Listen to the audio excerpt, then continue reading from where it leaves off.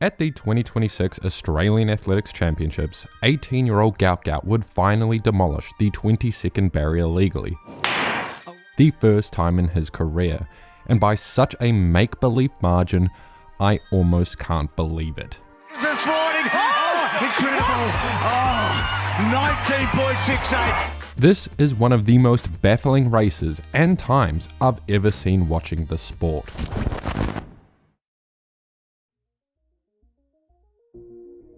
At the starting line, we were missing a big figure in Lachlan Kennedy, who after two 996s last night opted to avoid running the 200 metre, a fair decision. So without his main rival, in the final, on Gout's inside was Aidan Murphy, an upcoming athlete who has run a 44-second 400 metre this year, Caleb Law, who on his best days has some outstanding PRs, and Christopher Urs on his outside, who is a killer on the curve and a fantastic starter out the blocks.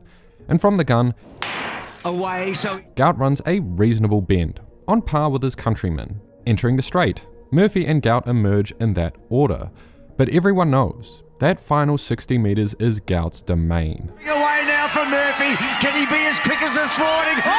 Incredible. This close in itself was a form of art.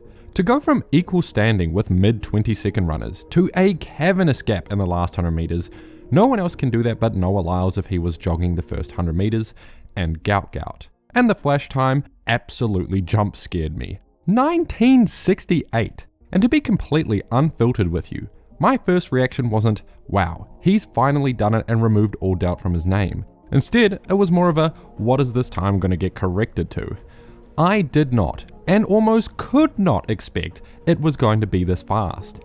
And yeah, it did correct to 1967 with a legal tailwind. This singular race has propelled Gout from the 6th fastest under 20 200 metre athlete of all time to the 2nd, only behind Aaron Knighton's 1949, which didn't even meet the criteria to be officially ratified. So as it stands, Gout is now the under 20 200 metre world record holder, the official list looking like this. For Gout, the comparison has always been Usain Bolt, whether it was the way he ran, his raw talent, his incredible closing speed. Well now, at the same age of 18, Gout is an entire quarter of a second faster than him. After today, there is no doubt, Gout is one of sprinting's greatest prodigies. And with it, he slams the door shut on the very weak narrative Gout had been slowly fizzling out as a prodigy, which was a narrative that really had no business being around. Besides the fact that there's so much buzz surrounding him, of course doubters would appear.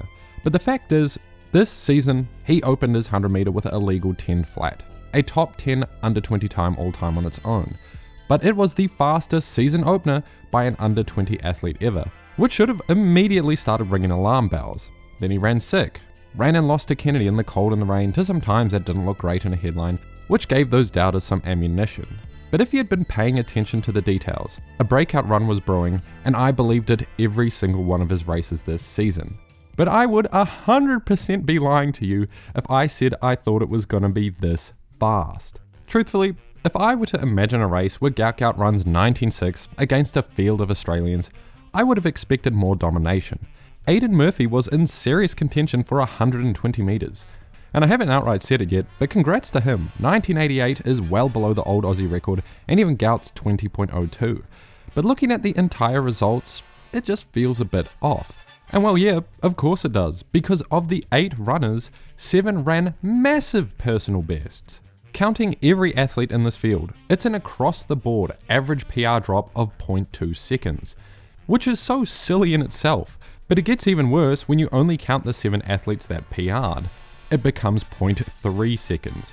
I shouldn't need to explain just how jaw-droppingly insane that is. I have never seen a PR increase that high across the board in a race this short, even in Texas. In fact, you'd be hard-pressed to find anything like that across the entire sport, bar the discus in Ramona, Oklahoma. Don't get me wrong, I don't believe the time was fake or fraudulent, words I've used in the past. I don't think there's some sinister plan by Australian athletics to boost times like Aaron Brown would believe. This is the time he ran. It's official, it's now his PR. I've just previously called out times I was skeptical about in the past, and usually I'm not far off the mark. Whether that opinion is well received or not is another story. Athletes like Femke Bol, Jordan Anthony and Kalen Walker are yet to replicate their PRs or windy PRs when we talk Anthony, that they ran in very suspicious conditions.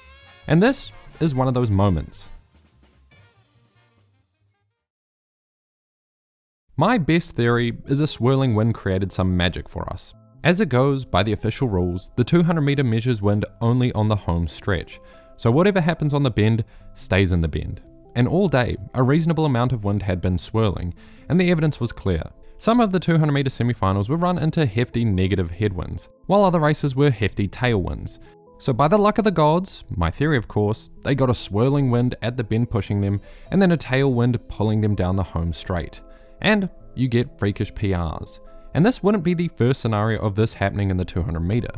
I admit, I'm throwing around a lot of guesswork, but I just don't know where else 19.6 and 19.8 came from. As an example, Gout in his semi-final looked pretty topped out. It clearly wasn't a 100% run, he could have gave more off the curve, but he ran hard and through the line in 20.11 seconds, only a couple hours before the final. Where does he find half a second from this race? And looking at his race from the other week in Melbourne, where he lost to Kennedy in the cold and the rain in 20.43 seconds, Uis and Murphy were both in that race too. And while Gout had a better bend today, in general, it's not like he completely decimated these athletes by much more than he already did in Melbourne. Both the times and the visual feedback from these races tell me one thing. It was basically the same race, except everyone's over half a second faster. Like, I get it, good conditions matter, but to this extent? So in saying all of that, what if Lachlan Kennedy was here in peak form? Since Gout ran a better race than Melbourne, maybe Kennedy does lose, maybe he wins. But does he run 19.6 as well? I just don't know if I believe that. As it stands, the time is legit. He is the under 20 world record holder. This was a race that was a long time coming, and it doesn't dampen the future potential we all see in Gout. But in my opinion, this time was a freak accident. For now. Ironically, it's only fair I guess, since he has been scammed of so many great times by wins 0.1 or 0.2 over the limit. This is his retribution. Still, I'm not lying when I say, I will be surprised to see another 19.6 out of him this year. Personally, after his opener, his race in the rain, and his semi, I was thinking 19.9. Maybe 19.8 was on if he cleans up his bend and the conditions do him good. But holy smoke, we got some of that Gout magic with legal wind. All things considered, Gout continues to show us why he has the entire world watching him. And as an added extra, the most egregious PR of the bunch was Aidan Murphy in second, 20.42 seconds to 19.88, who I'm sure many will use as fuel to downplay all these times. But in Australia, he's been a rising star this year specifically. He's more of a 400-200 guy, but his 200 meter PR, and all of his 200 meter races this year actually, were run into some disgusting headwinds. So a big personal best was a long time coming for him. But yeah, from what I've seen online, the overall reaction to this race has been pretty split. So I don't think I need to ask, but please let me know what you think. See you next time.